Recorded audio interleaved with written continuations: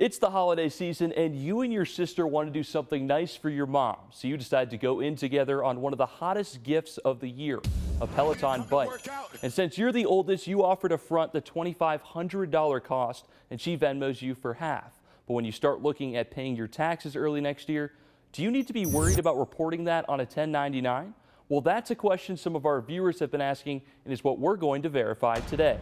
In order to verify this, we reached out to the IRS, and as I found out, it's a little more complicated than a simple yes or no. In the situation of the Peloton bike, the money you received from your sister would not need to be reported on a 1099 because according to the IRS, money received through third-party payment networks from friends and relatives for gifts or reimbursement, like the other half of the Peloton in this case, is not taxable.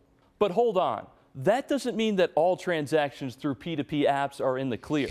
Say the situation's a little different and you're short for that Peloton bike, so to make a little extra cash and get in the holiday spirit, you decide to start a side business installing holiday lights. Well, according to the IRS, since you're now a business, any payment you receive for goods and services over a $600 price tag now needs to be reported on a 1099 form.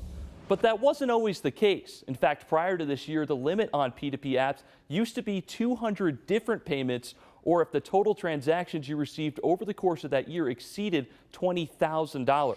But the American Rescue Plan Act of 2021 lowered the reporting threshold to just 600. So you might be thinking, that's great, but why should I care? Well, if you're one of these businesses that have received payments through P2P apps that exceed this new threshold in the past year, change is coming as soon as next month, and it could cause you to have to amend your tax returns if you try to file them too early. So the IRS recommends holding off on paying your taxes until you receive your 1099 by January 31st.